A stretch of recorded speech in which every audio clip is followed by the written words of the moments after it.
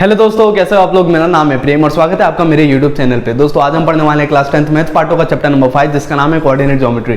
दोस्तों आज हम डिस्कस करने वाले प्रॉब्लम सेट 5 का क्वेश्चन नंबर 13 जो काफी ज्यादा इंपॉर्टेंट और बेसिक क्वेश्चन है। तो दोस्तों स्टार्ट करने से पहले अगर आप मेरे चैनल पर नए हो तो प्लीज मेरे चैनल को सब्सक्राइब कीजिए, मेरे वीडियो को लाइक कीजिए और ज्यादा से ज्यादा शेयर कीजिए। और दोस्तों बेल आइकन को क्लिक करना मत भूलना ताकि मेरे लेटेस्ट वीडियो के अपडेट्स सबसे पहले आपको मिले। तो दोस्तों बिना देरी के हम बढ़ते हैं हमारे लेक्चर की तरफ।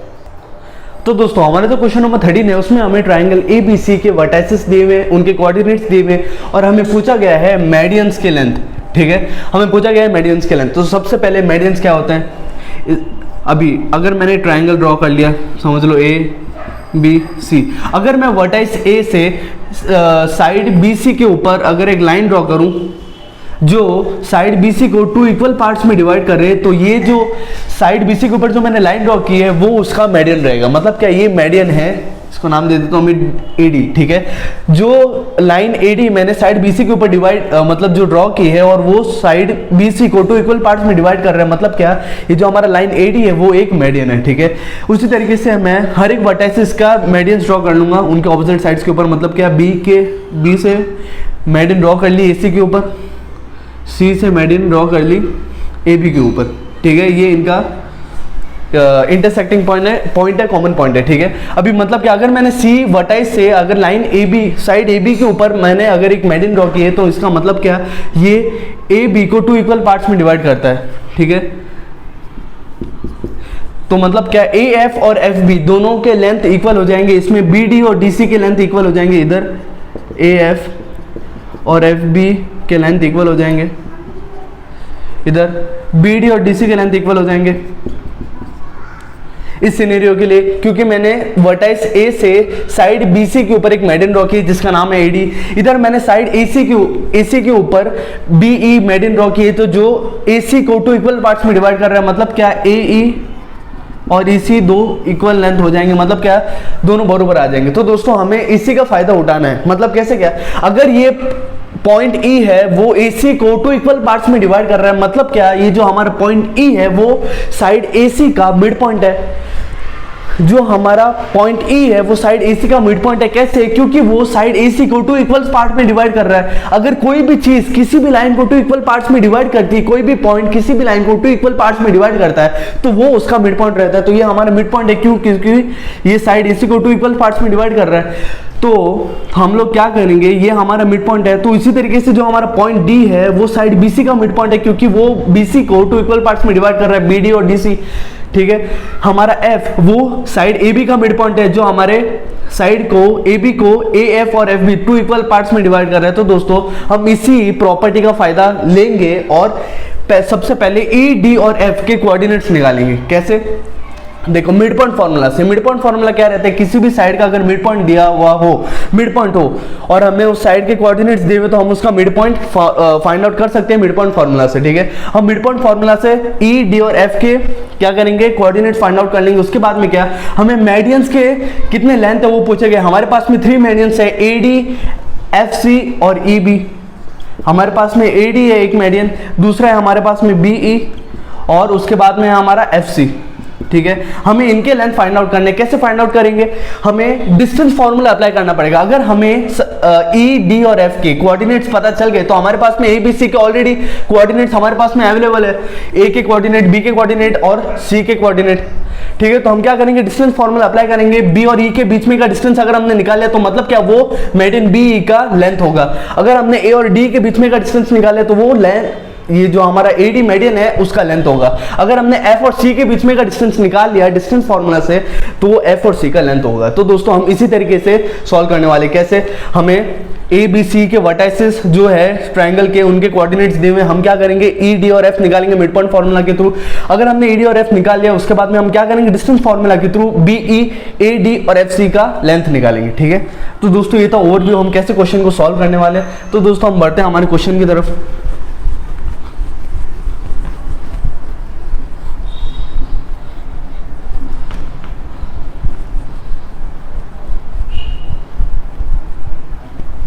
इधर रफ डायग्राम ड्रॉ कर लेता हूँ। ये A, B, C,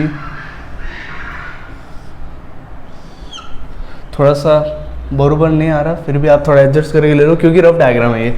इसका मैंने ले लिया डी, ई और एफ। हमें इनके पहले क्या बोलते हैं कोऑर्डिनेट्स निकालने। ये आपका रफ डायग्राम है, आपके क्या बोलते हैं कंसल्टेशन के लिए, मतलब आप इसको देख के समझ सकते हो कि मैं किस हिसाब से क्या क्या कर रहा हूँ। सबसे पहले हमें ट्राइंगल के सिर्फ वर्टाइसेस दिए हुए, तो हमें मिड पॉइंट्स के जो हमारे मेडियंस है, साइड के जो मिड पॉइंट है उनके क्या बोलते हैं, जो ये जो मेडियंस के हैं उनके नाम पहले लेने पड़ेंगे। कि मतलब क्या, let the medians for the side AC, BC and AB, medians और mid points, हाँ, for side AC, BC and AB, B, D, E and F respectively।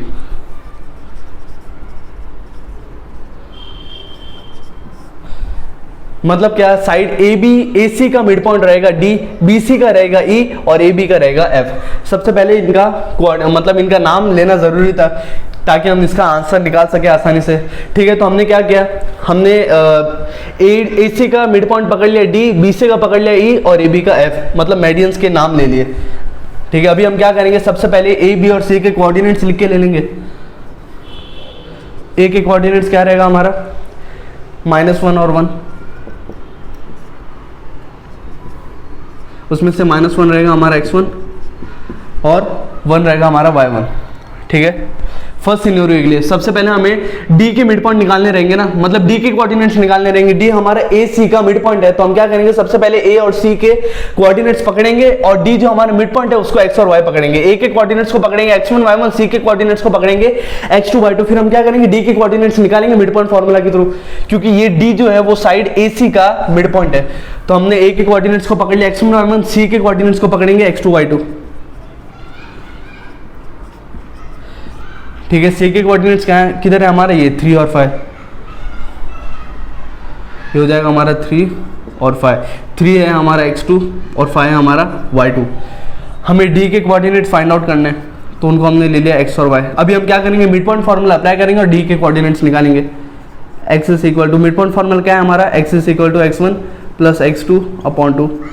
x1 क्या है हमारा -1, x2 है हमारा 3, तो ये हो जाएगा -1 plus 3 upon 2 is equal to हो जाएगा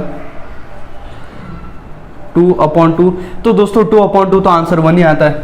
कैसे किया मैंने, x1 के कोऑर्डिनेट मैंने -1 पकड़ा, x2 के पकड़ा 3, तो -1 प्लस 3 तो आंसर 2 ही आता है, और डिनोमिनेटर में हमारे 2 ऑलरेडी था, तो 2 अपॉन 2 दोस्तों आंसर 1 आता है। तो हमें x की वैल्यू मिल गई जो थी हमारी 1।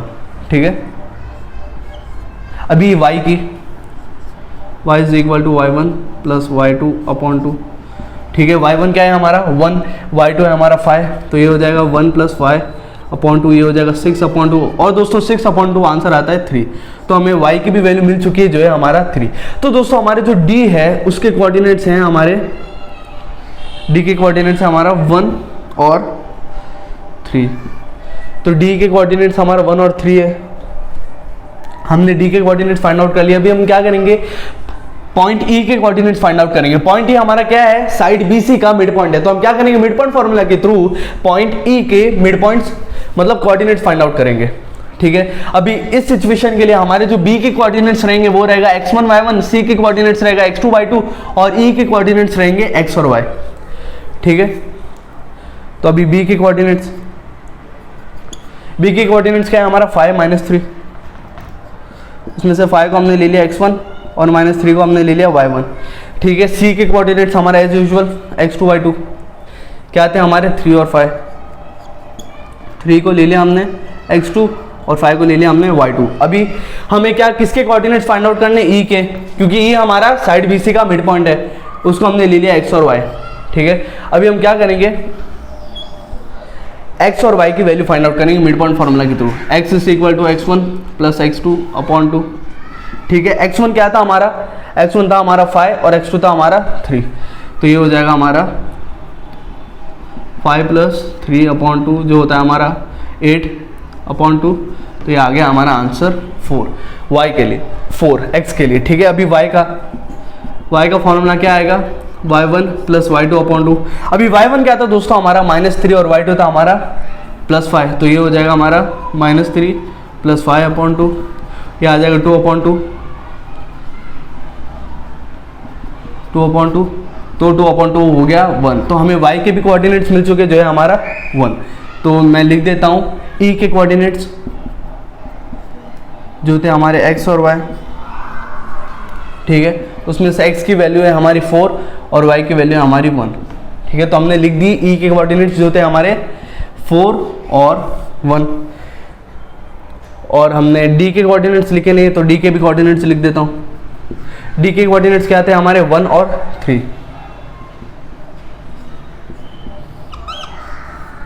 डी के मिल गए, ई के मिल गए, अभी किसके बाकी है एफ के। अभी हम एफ के कोऑर्डिनेट्स निकालेंगे। एफ हमारा साइड ए बी का मिड पॉइंट है, तो हम क्या करेंगे मिड पॉइंट फार्मूला के थ्रू एफ के भी कोऑर्डिनेट्स निकाल लेंगे। अभी इस बार हमारे जो ए के कोऑर्डिनेट्स रहेंगे वो रहेंगे x1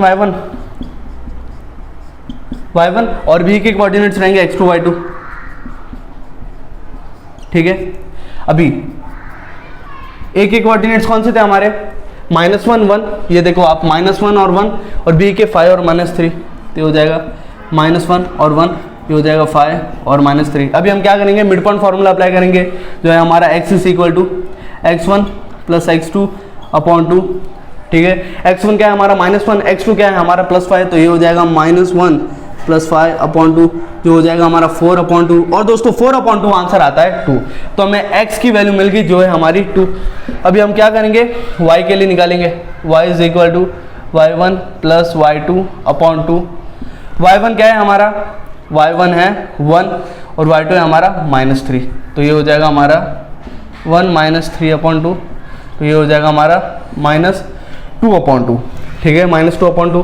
तो -2 अपॉन 2 दोस्तों आंसर आता है हमारा -1। तो दोस्तों हमें y की भी वैल्यू मिल गई -1। तो हम बोल सकते हैं कि जो हमारा f है उसके कोऑर्डिनेट्स रहेंगे, f के कोऑर्डिनेट्स रहेंगे हमारे 2 और -1, 2 और -1।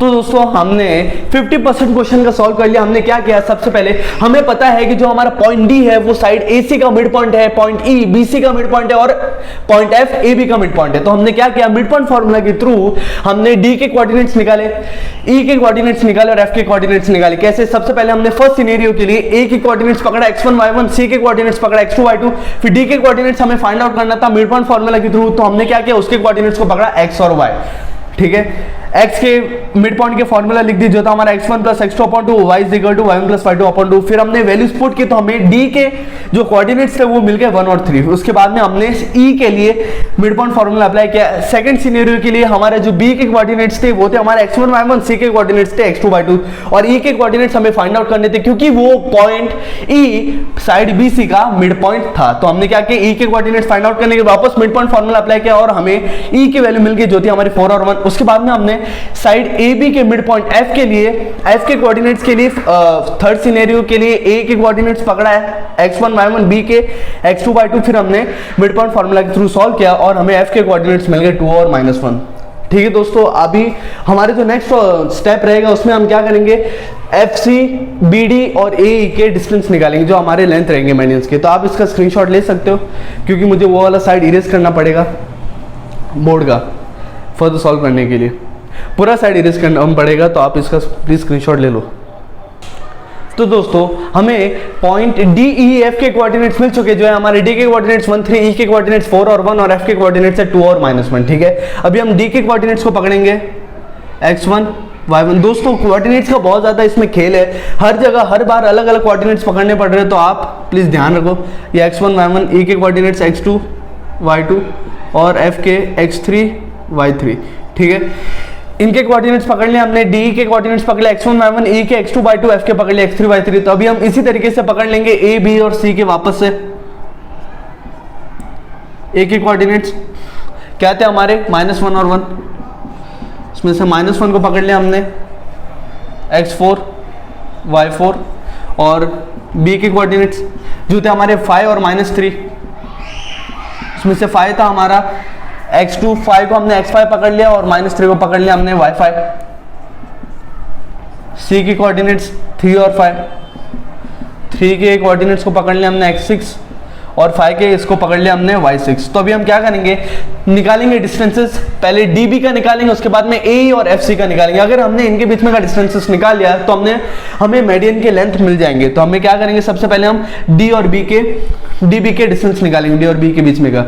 D इधर है और B इधर है, तो अभी हमारा फॉर्मूला क्या बनेगा, distance DB is equal to under root में B के कोऑर्डिनेट्स क्या है हमारा x5 y5 और D के क्या है हमारे x1 y1। तो ये हमारा फॉर्मूला बन जाएगा x5 माइनस x1 का square plus y5 minus y1 का स्क्वायर। ठीक है, x5 क्या है हमारा 5 और x1 क्या है हमारा 1, तो ये हो जाएगा हमारा 5 माइनस 1 का स्क्वायर प्लस y5 क्या है हमारा -3 और y1 क्या है हमारा 3, तो ये बन जाएगा हमारा -3 का स्क्वायर। ठीक है, 5 माइनस 1 होता है हमारा आंसर 4 का स्क्वायर प्लस 3 -3 हो जाएगा हमारा -6 का स्क्वायर। ठीक है, 4 का स्क्वायर आता है 16 और 6 का स्क्वायर आता है 36। ठीक है, तो ये हो जाएगा हमारा 52। तो क्या हम 52 को लिख सकते हैं 13 इंटू 4 सॉरी। तो अभी 4 जो है वो हमारा 2 का स्क्वायर है, तो हम क्या करेंगे 4 को स्क्वायर रूट के बाहर निकाल देंगे, तो हमारा आंसर आ जाएगा 2√13। तो दोस्तों हमें डिस्टेंस DB मिल गया जो है हमारा 2√13। डिस्टेंस DB मिल गया हमें जो है हमारा 2√13। तो क्या मैं बोल सकता हूं कि मेडियन DB का लेंथ है 2√13? मैं बोलूंगा हाँ भैया बिल्कुल बोल सकते हैं। अगर इनके बीच में का डिस्टेंस 2√13 है तो इसका लेंथ भी 2√13 ही होगा। अभी मैं क्या निकालूंगा, डिस्टेंस DB निकाले, अभी हम निकालेंगे FC।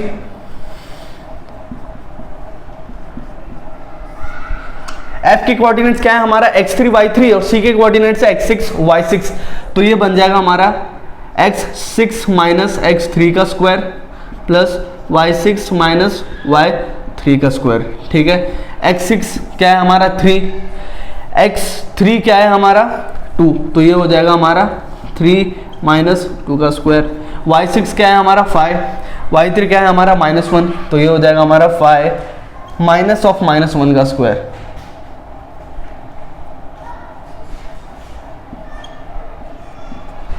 ठीक है, 3 माइनस 2 हो जाएगा हमारा 1 का स्क्वायर प्लस ये हो जाएगा हमारा 5 प्लस 1 का स्क्वायर।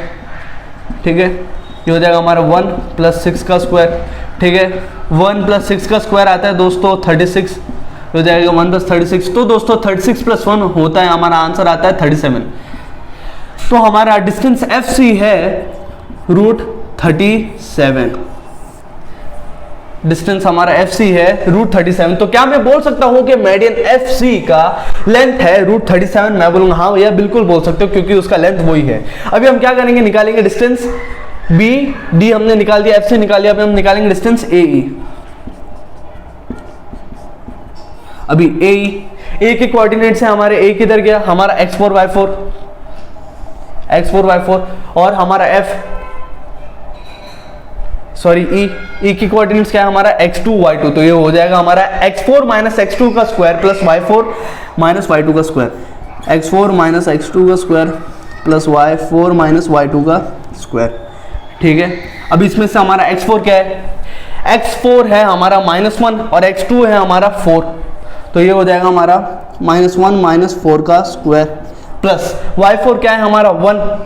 ठीक है, y4 हमारा 1 है और y2 है हमारा 1, तो ये हो जाएगा हमारा 1 माइनस 1 का स्क्वायर। तो दोस्तों ये कैंसिल आउट हो जाएगा, क्यों, क्योंकि 1 प्लस 1 माइनस 1 हो जाएगा 0, तो 0 का स्क्वायर तो हर वक्त 0 ही आता है, तो ये हो जाएगा कैंसिल और ये टर्म बन जाएगी 0। तो हमारा अभी आंसर क्या बचा, पीछे क्या बच रहा है, distance AF is equal to under root में -1 माइनस 4 का स्क्वायर, मतलब क्या -5 का स्क्वायर। दोस्तों -5 का स्क्वायर आता है आंसर 25 को दोस्तों अगर हम रूट के बाहर निकालेंगे तो बन जाएगा ये 5। तो दोस्तों हमें डिस्टेंस AF भी मिल गया जो है हमारा 5, डिस्टेंस AF भी मिल गया हमारा 5। तो दोस्तों मैं बोल सकता हूं कि हमें मेडियन BD, FC और AE के लेंथ मिल गए। BD के मिल गए 2√13, FC के मिल गए √37 और AF का मिल गया 5। कैसे, मैंने कैसे पूरा क्वेश्चन सॉल्व किया एक बार मैं आपको वापस बता देता हूं।